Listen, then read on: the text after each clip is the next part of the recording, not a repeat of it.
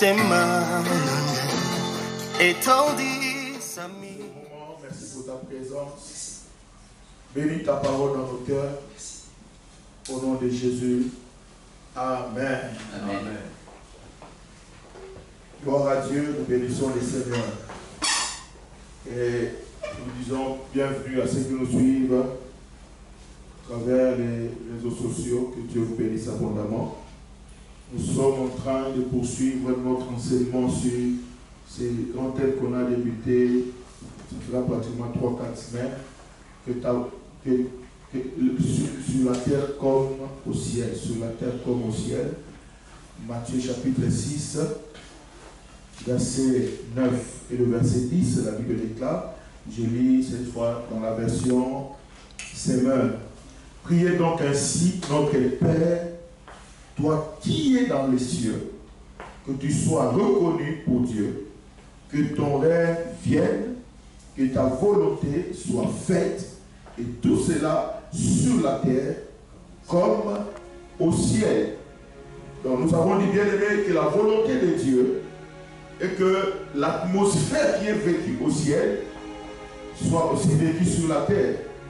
Dieu ne veut pas qu'il y ait un décalage entre la vie dans le ciel et la vie sur la terre. Alors, Jésus est en train de dire, c'est nous, enfants de Dieu, qui devons faire à ce que sur la terre, que nous puissions vivre comme au ciel. Et nous avons parlé de ce premier sous-point, que ton nom soit sanctifié sur la terre comme au ciel.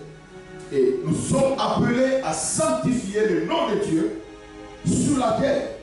Si au ciel, les anges honorent le nom de Dieu, si au ciel, les anges sanctifient le nom du Père, sur la terre, ce sont les enfants de Dieu que nous sommes qui devons sanctifier le nom de notre Dieu.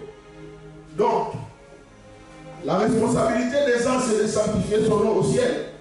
Et notre responsabilité en tant qu'enfant de Dieu, c'est de sanctifier son nom sur la terre. Que le nom de notre Dieu soit respecté sur la terre. Parmi les païens, dans le monde entier, nous, enfants de Dieu, devons faire honorer le nom de notre Père. Nous devons sanctifier son nom. Partout Dieu nous a placés, partout nous travaillons, où nous étudions, là où nous sommes, il faut que son nom soit sanctifié. Et nous avons aussi parlé de ce deuxième soutien, que ton règne vienne sur la terre comme au ciel. Le règne de Dieu. Au ciel, Dieu règne. Et Dieu veut régner sur la terre.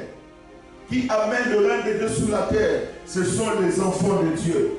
Ceux qui sont nés de nouveau. Nous avons la responsabilité d'activer le règne de Dieu sur la terre comme au ciel. Dieu veut régner. Et nous avons dit, premièrement, Dieu règne dans notre cœur. Lorsque nous recevons Jésus-Christ comme Sauveur et Seigneur, là il règne. Oui, cette prière de notre Père, il y a un déjà, il y a aussi un pas encore. Et il arrivera un temps, quand nous disons que ton règne vienne, c'est aussi, cela a une perspective future. Que le règne de Dieu s'étendra dans toute la terre. Dieu, un jour, il régnera dans toute la terre. Il sera sur le trône, il va contrôler, il va régner. Mais pour l'instant, il règne dans le cœur de ceux qui le reçoivent. Bien aimé, nous avons dit que Dieu est partout, mais Dieu ne règne pas partout. Dieu ne règne que là où on lui donne la possibilité de régner. Dieu ne règne que là où on lui donne la place de régner, là où on sollicite son règne. Et je m'aimerais bien aimer en ce moment, ce matin, que nous puissions solliciter le règne de Dieu dans notre vie. Alors nous allons aborder le troisième point, que ta volonté soit faite sur la terre comme au ciel. Alléluia. Amen. Que ta volonté soit faite. Je voudrais dire, bien aimé, ce matin, seule la volonté de Dieu doit s'accomplir sur la terre.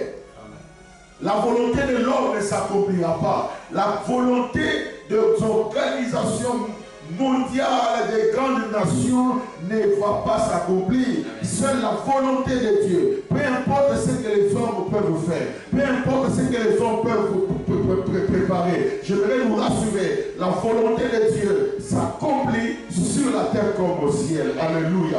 J'aimerais dire à quelqu'un que rien n'échappe à la volonté de Dieu. Tout est maîtrisé par la volonté de Dieu. Même ce qui se passe actuellement, si Dieu ne le permet pas, si Dieu ne le veut pas, ça ne va pas arriver. Si c'est arrivé parce que Dieu le permet et Dieu veut que sa volonté s'accomplisse, il est important pendant cette période que nous puissions connaître la volonté de Dieu. Qu'est-ce que Dieu veut de toi? Qu'est-ce que Dieu veut de nous? Qu'est-ce que Dieu veut de moi? Qu'est-ce que Dieu veut de l'Église?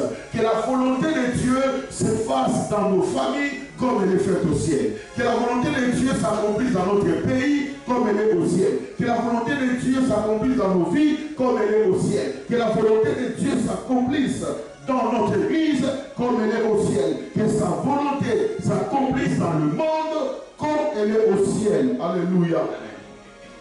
Et c'est notre responsabilité de faire d'imposer la volonté de Dieu sur la terre. Ce que Dieu veut. Qu'est-ce que Dieu veut? Est-ce que nous connaissons la volonté de Dieu? Quand nous lisons dans 1 Thessaloniciens, 1 Timothée plutôt, chapitre 2, verset 3 à 5.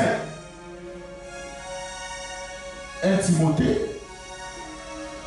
on voit qu'est-ce que Dieu veut, quelle est la volonté de Dieu pour les hommes. Qu'est-ce que Dieu veut pour les hommes? 1 Timothée 2, 3 à 5. La Bible dit ceci. Voilà ce qui est bien devant Dieu, votre Sauveur, et ce qui l'approuve. Car il veut, voyez, il veut que tous les hommes soient sauvés et parviennent à la connaissance de la vérité. Ça, c'est la volonté de Dieu. Dieu ne veut pas que les hommes périssent. Dieu ne veut pas que les hommes puissent se perdre. Dieu veut que tous les hommes, sans exception, soient sauvés. Ça, c'est la volonté de Dieu. C'est pour ça même qu'il a envoyé Jésus sur la terre pour mourir à la croix, afin de donner aux hommes l'occasion d'être sauvés. C'est que Dieu veut que tous les hommes soient sauvés. C'est-à-dire quand Jésus est venu sur la terre mourir à la croix, c'était pour que tous les hommes soient sauvés, sans exception, que les blancs soient sauvés, que les noirs soient sauvés, que les rouges soient sauvés, tout le monde, Dieu veut que les hommes soient sauvés. Ça, c'est la volonté de Dieu. Et il dit que cette volonté soit faite sur la terre comme au ciel. Au ciel, Dieu veut que les hommes soient sauvés. Enfants de Dieu, nous avons la responsabilité d'amener les hommes au salut. Pendant ce temps, prêchons le message du salut. Appelons les hommes à la repentance. Appelons les hommes au salut. Parce que c'est ça la volonté de Dieu. C'est pour ça que je me déclare, lorsqu'un pécheur s'est converti sur la terre, au ciel il y a une grande fête. Pourquoi? Lorsqu'une âme est sauvée, au ciel il y a la fête. Parce que la volonté de Dieu est que les hommes soient sauvés. Si tu n'as pas encore donné ta vie à Jésus, bien-aimé, tu n'es pas dans la volonté de Dieu. Si tu n'es pas encore chrétien, tu n'es pas dans la volonté de Dieu. La volonté de Dieu est que tu sois sauvé. Dieu ne veut pas la perdition des hommes. Dieu ne veut pas que les hommes se perdent. Dieu ne veut pas que les hommes soient condamnés. Non. Dieu veut que les hommes soient sauvés. C'est ce qu'il veut. Il sait que Dieu veut que les hommes soient sauvés et qu'ils parviennent à la connaissance de la vérité. Non seulement tu sois sauvé, mais la volonté de Dieu est que tu accèdes aussi à la connaissance. Parce qu'il y a beaucoup de sauvés mais ignorants. Dieu ne veut pas seulement que tu sois sauvé, mais Dieu veut que tu connaisses aussi la vérité. Dieu veut que les hommes parviennent à la connaissance de la vérité. Pourquoi il vous connaîtrez la vérité et la vérité vous affranchira.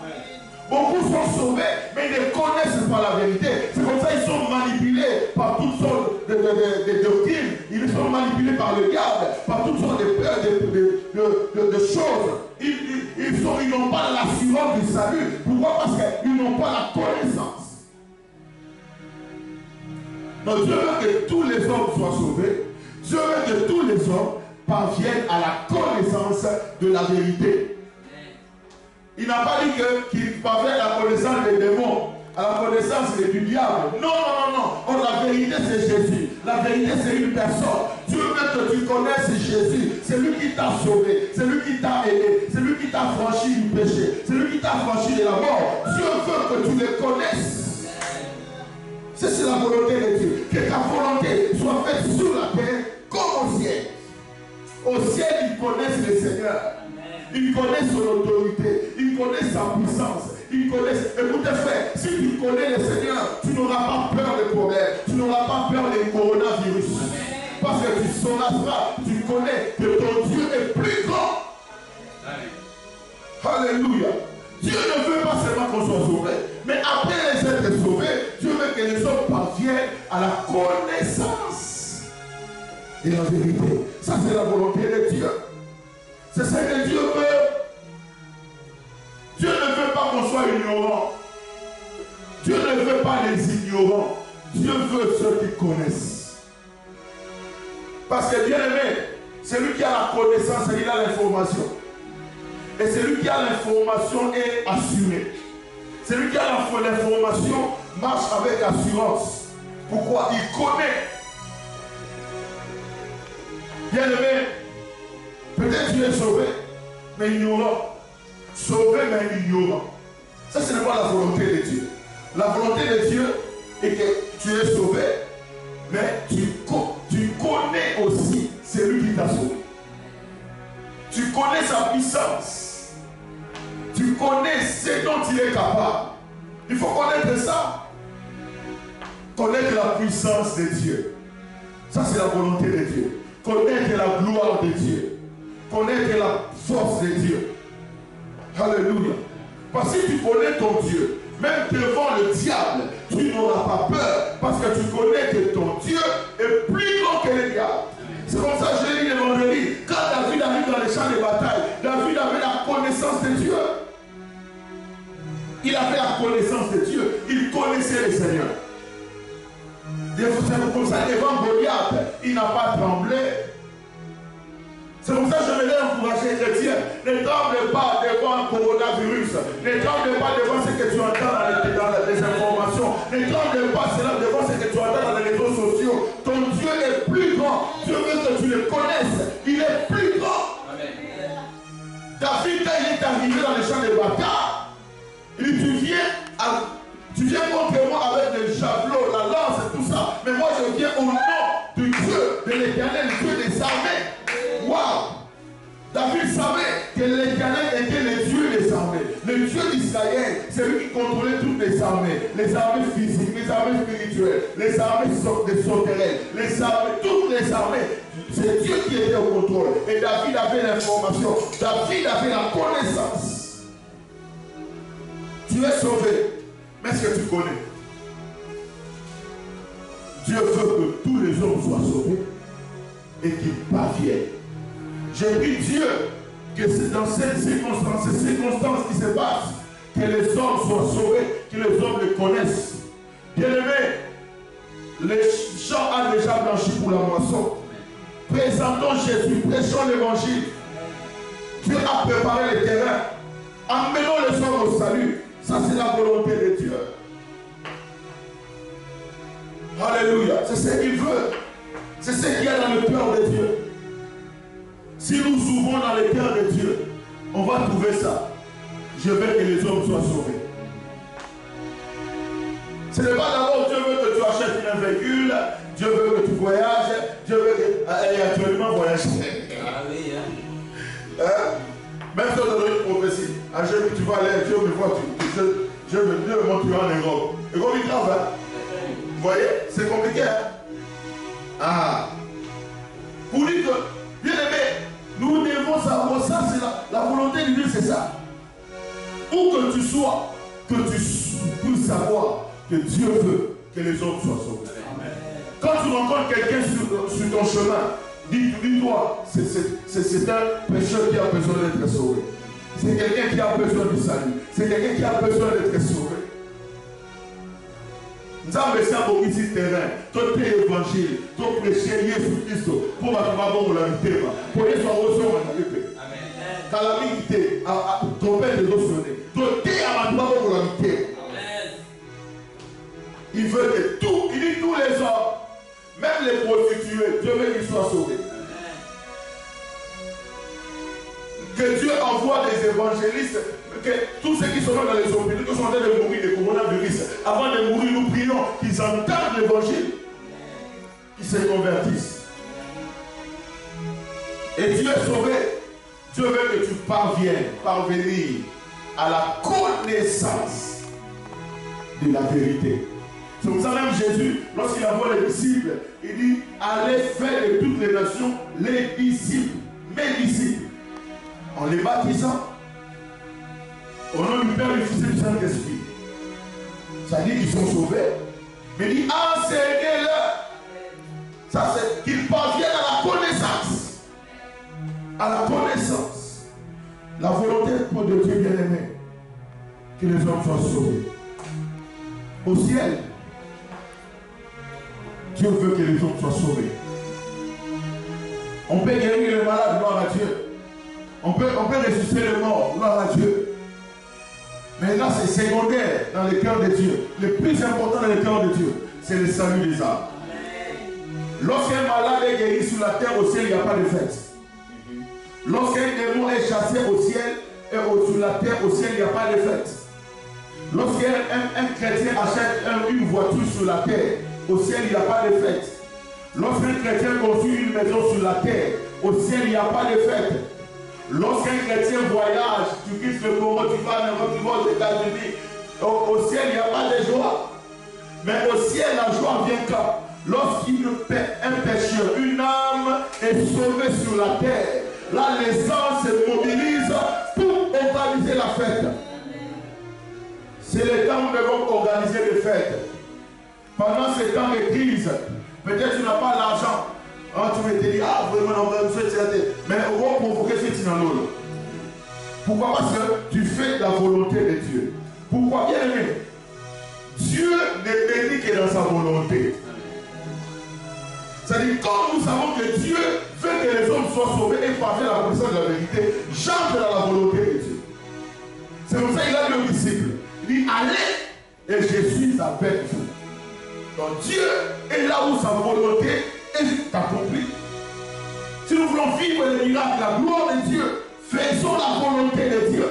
Et la volonté de Dieu, c'est quoi? Que les hommes soient sauvés et qu'ils parviennent à la connaissance de la vérité. Église, c'est ça notre responsabilité. Notre responsabilité n'est pas de promettre aux gens un avenir sur la terre ici.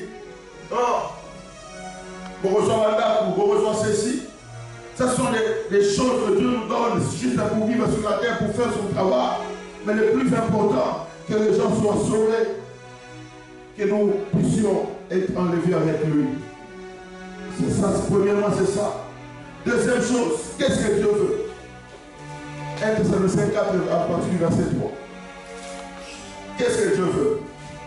1 Thessaloniciens 4 à partir du verset 3.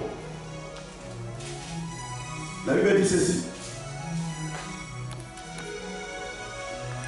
Ce que Dieu veut, c'est votre sanctification. J'ai lu ça dans la version Seigneur. Ce que Dieu veut, c'est que vous meniez une vie sainte et que vous vous absteniez de toute immoralité. Dieu veut quoi? Dieu veut que chacun de vous sache gagner une parfaite maîtrise de son corps pour vivre dans la sainteté et l'honneur sans se laisser dominer par des passions déréglées comme le font les païens qui ne connaissent pas Dieu. Qu'est-ce que Dieu veut? Dieu veut le salut des âmes. Dieu veut que tous les hommes soient sauvés. Dieu veut que nous parvenions à la connaissance de la vérité. Mais après s'être sauvés, qu'est-ce qu'il veut? Dieu veut notre sanctification. La volonté de Dieu est que nous puissions marcher, vivre dans la sanctification. Dieu veut que nous puissions mener une vie sainte. Que nous sachions contenir notre corps. Que nous puissions pas faire comme les païens qui ne connaissent pas le Seigneur. Parce que quand quelqu'un est sauvé et il connaît le Seigneur, cette connaissance va l'amener à vivre dans la sainteté. Il saura que Dieu n'est pas un Dieu de péché, n'est pas un Dieu de souillure, Dieu est un Dieu saint. Sur la terre comme au ciel, que ta volonté soit faite. Au ciel, il y a la sainteté qui règne. Et Dieu veut que sur la terre, nous ses enfants, que nous puissions vivre dans la sainteté. C'est possible de vivre dans la sainteté. C'est la volonté de Dieu. Mais ce que Dieu veut, c'est votre sanctification. C'est votre sanctification. Dieu ne supporte pas les mélanges. Dieu ne supporte pas le péché. Mais Dieu veut que nous puissions vivre dans la sainteté. Et écoutez, frère, Dieu ne nous envoie pas pour débrouiller, pour vivre dans la sainteté. Parce qu'il a pourvu à tout ce qu'il fallait pour que nous puissions mener une vie sainte. Il a pourvu.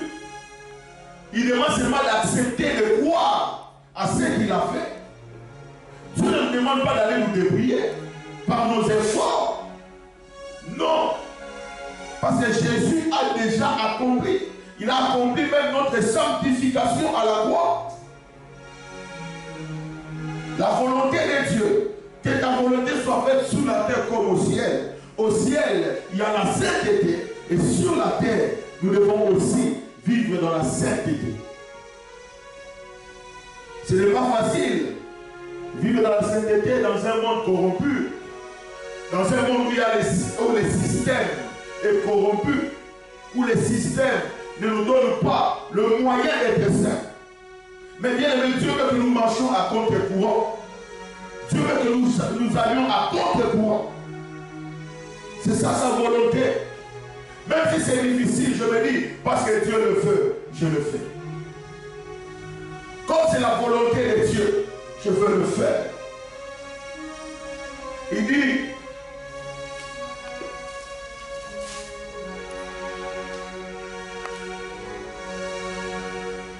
ce que Dieu veut, c'est que vous meniez une vie sainte. Ça, c'est la volonté de Dieu. Donc Jésus-Christ est venu pour faire un sacerdoce royal, une nation sainte. Donc l'Église, c'est la nation sainte. L'Église, les chrétiens sont mis à part pour vivre pour la gloire de Dieu. Dieu veut que nous menions une vie sainte. Dieu veut que vous vous absteniez de toute immoralité. Vous voyez? S'abstenir. Je ne sais pas, s'abstenir. Dans le mal de l'Ovalie. Comme il peut dire ça. Comme il peut tu t'abstiens. Parce que je suis sauvé. Je m'abstiens de telle chose. Je refuse de l'autre chose. J'accepte la volonté de Dieu. Il veut qu'on s'abstienne. Il veut que chacun de nous sache gagner une parfaite maîtrise de son corps. Ça, c'est la volonté de Dieu. Maîtriser son corps. Bien aimé dans le Seigneur, Dieu veut notre sanctification. Jésus revient bientôt. La trompette peut sonner à tout moment. Ce sont ceux qui ont lavé leurs vêtements qui prendront part à cela. Il est temps de laver sa robe. Il est temps d'enlever toutes les tâches. Il est temps de se préparer pour rencontrer le Seigneur. Dieu ne veut pas que nous puissions perdre le salut éternel. Et il nous donne tout ce qu'il faut, tous les moyens nécessaires pour que nous arrivions à accomplir sa volonté. Que ta volonté soit faite sur la terre comme au ciel. Dieu veut que nous puissions accomplir sa volonté. Un enfant de Dieu n'accomplit pas sa propre volonté. Un enfant de Dieu ne fait pas ce qu'il veut. Il laisse Dieu faire ce qu'il veut. Et il fait ce que Dieu veut. Jésus est notre modèle parfait qui a laissé la volonté du Père s'accomplir. Je crois que c'est le dernier passage qu'on va lire. Lorsqu'on va à Gethsemane, Jésus a été tenté en tant qu'humain d'aller à côté de la volonté du Père à cause de la souffrance. Il voyait la mort venir. Il va dire, Seigneur, Père, s'il est possible, que je ne boive plus cette coupe. Pourquoi? Parce que c'était pas facile. Comment accomplir la volonté de Dieu en plein milieu des épreuves? Est-ce possible de faire la volonté de Dieu quand tout va mal? Est-ce possible de faire la volonté de Dieu quand le coronavirus frappe le monde? Est-ce possible? Est-ce possible? Oh Jésus.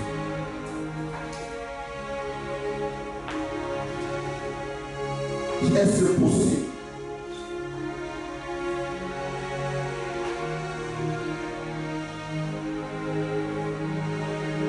Matthieu chapitre 26, à partir du verset 36, la Bible dit,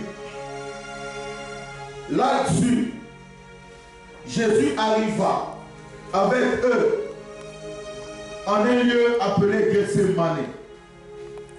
Il dit à ses disciples, asseyez-vous ici pendant que je vais prier là-bas. Il prit avec lui Pierre et les deux fils de Zébédée. Il commença à être envahi d'une profonde tristesse et l'angoisse les saisit. Alors il leur dit, je suis accablé de tristesse à en mourir. Laissez ici et veillez avec moi. Puis il fit quelques pas, se laissa tomber la face contre terre et pria ainsi, ô Père, voyez, si tu le veux, écarte de moi cette coupe. Toutefois, que les choses se passent, non pas comme moi je le veux, mais comme toi tu le veux. Waouh! Gethsemane, c'est le jardin de pressoir. C'est là qu'il a senti la pression de la mort. Mais il a prié pour que la volonté du Père, de son Père, se réalise.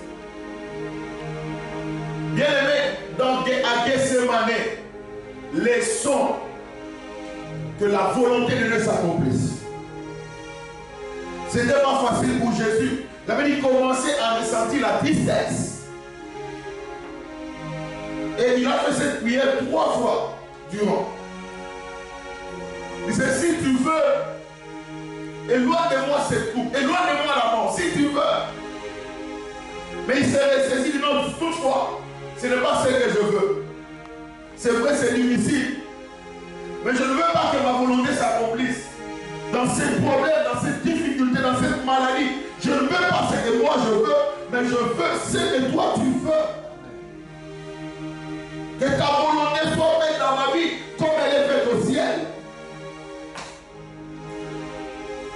Jésus, bien-aimé, nous traversons un temps de crise.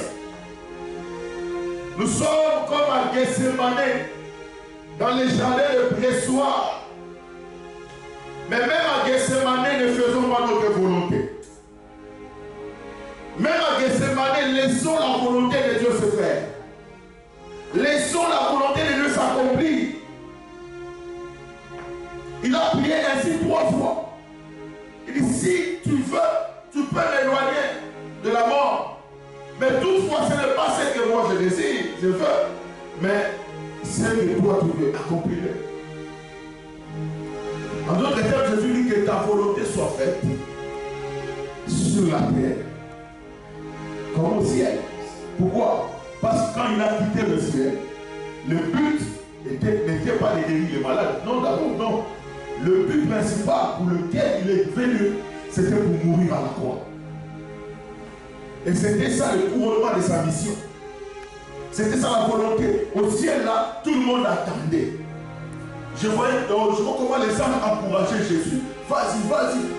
Tiens bon, tiens bon. On l'encourage. Tu es prêt à arriver. Tu es à la ligne d'arrivée. Tiens bon. Ô Père, si tu le veux, écarte-moi cette coupe. Toutefois, que les choses se passent, non pas comme moi je le veux, mais comme toi tu le veux. Est-ce que tu peux dire ça? L'église, est-ce qu'on peut dire ça comme Jésus? Que les choses se passent, non pas comme nous le voulons, mais comme toi tu le veux. Que les choses se passent, non pas comme l'OMS le veut, mais comme toi tu le veux. Que les choses se passent, non pas comme les États-Unis le veulent, mais comme toi tu le veux. Que les choses se passent, non pas comme la France le veut, mais comme toi tu le veux. Que les choses ne se passent pas comme les hommes les désirent, pas comme même l'église les désire, mais les choses se passent comme toi tu veux que ça se passe. Que ta volonté soit faite sur la terre comme au ciel.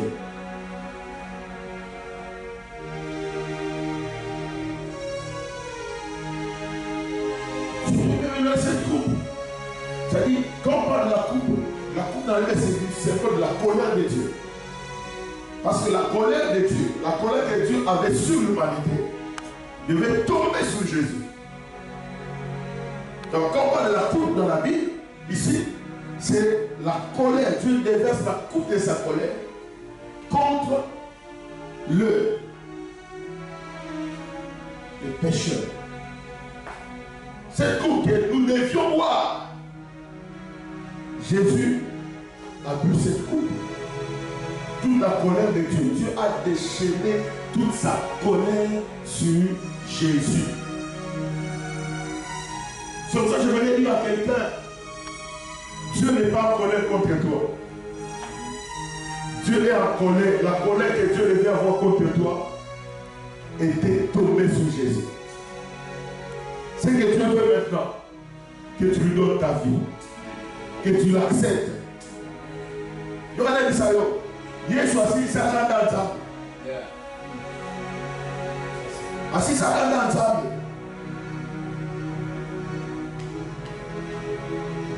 J'ai même envie de dire à quelqu'un, il ne faut pas dire non, c'est pas ça qu'un ensemble. Jésus, la colère qui devait tomber sur l'humanité était tombée sur Jésus. C'est lorsque l'église sera enlevée que Dieu commencera à déverser maintenant les coups de sa colère sur l'humanité. Mais pendant que l'église est sur la terre, Dieu retient sa colère. Quand Dieu veut se déchaîner dans sa colère, Jésus lui rappelle, souviens-toi que moi, cette colère-là était tombée sur moi. Dieu veut notre salut. Dieu veut notre sanctification. Je vais dire, peu importe la vie que tu mènes, Dieu t'aime. Dieu n'est pas en colère contre toi. Sa grâce est encore disponible. Il t'aime. Dieu n'est pas en colère contre toi. Il veut que tu viennes. Il est plein d'amour pour toi. Pécheur, revenez à lui. Parce que c'est lorsque l'église sera enlevée que les coupes de la colère de Dieu vont se déverser sur ceux qui rateront dans l'enlèvement. Pour l'instant, Jésus, c'est lui qui retient la colère de Dieu. Parce que cette colère, cette coupe, c'est lui qui a bu la coupe à Golgotha. Donc Dieu veut que tous les hommes soient sauvés et qu'ils parviennent à la connaissance de la vérité. Dieu veut que nous puissions mener une vie sainte. Dieu veut que même dans notre Gethsémane, dans notre souffrance, que sa volonté puisse s'accomplir. Nous allons prier.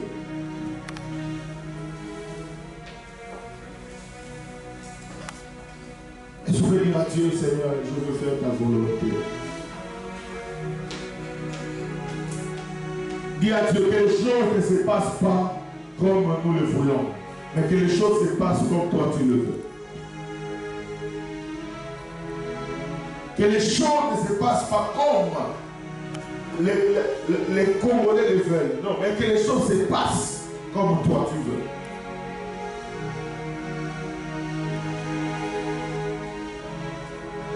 Tu peux maîtriser, tu maîtrises toutes choses.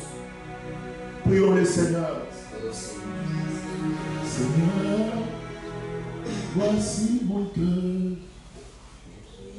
Il peut faire ta volonté. Seigneur, voici mon cœur.